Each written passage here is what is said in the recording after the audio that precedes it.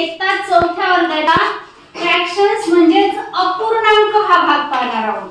काय पाहणार आहोत? अपूर्णांक। अपूर्णांक, अपूर्णांकाला इंग्लिश मध्ये काय म्हणतात? फ्रॅक्शन्स। काय म्हणतात? फ्रॅक्शन्स। अपूर्णांकाला इंग्लिश मध्ये काय म्हणतात? फ्रॅक्शन्स म्हणजेच अपूर्णांक। आता मला सांगा, माझ्याजवळ ही एक पोळी आहे। माझ्याजवळ ही काय आहे? पोळी। ही पोळी कशी आहे रे? गोल। गोल आहे, पूर्ण आहे। काय आहे? पूर्ण। त्याला काय म्हणतात? फुल। काय म्हणतात त्याला? फुल। ही पोळी कशी आहे? फुल आहे। कशी आहे? फुल आहे। समजा ही पोळी काय आहे? फुल आहे। ही पोळी कशी आहे? फुल। जर समजा आपण ह्या पोळीचे बरोबर इक्वल म्हणजे बरोबर, जर याचे जर आपण असे दोन भाग केले तर हे किती झाला रे? हा भाग किती झाला? हाफ। हा भाग किती झाला? हाफ मीन्स अर्धा। हाफ मीन्स अर्धा। हे बघा, हे असे दोन भाग केले तर हा भाग किती झाला? अर्धा।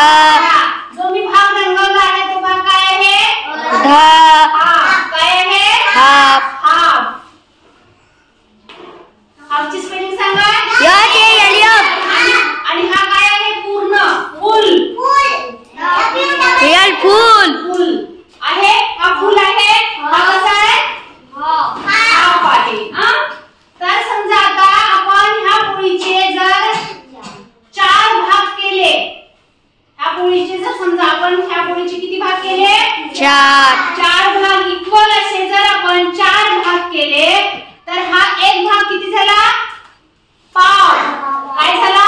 पाव। यालाच काय म्हणतात? क्वार्टर। काय म्हणतात? क्वार्टर। काय म्हणतात? क्वार्टर। सांगा क्वार्टरची स्पेलिंग।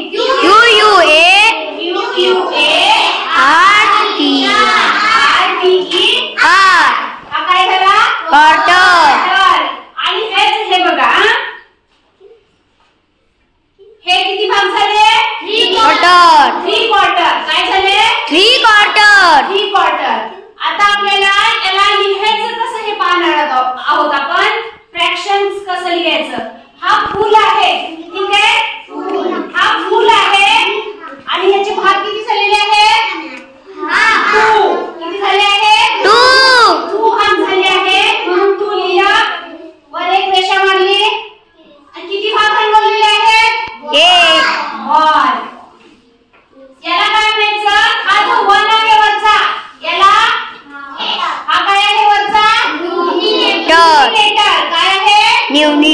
आणि खालचा डिनॉमिनेटर। खालचा काय आहे? डिनॉमिनेटर। याला मराठीमध्ये न्यूमरेटर म्हणजे अंश म्हणतात आणि डिनॉमिनेटर म्हणजे छेद म्हणतात। काय म्हणतात? छेद। आता आपण याचं वाचन कसं करायचं पाहू। 1/2। काय म्हणायचं? 1/2। लिहायचं कसं?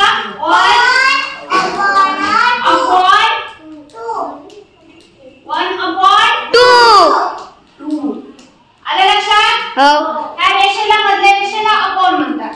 1/2। आता मला सांगा, आता इथं एका फुलचे किती भाग केलेले आहेत?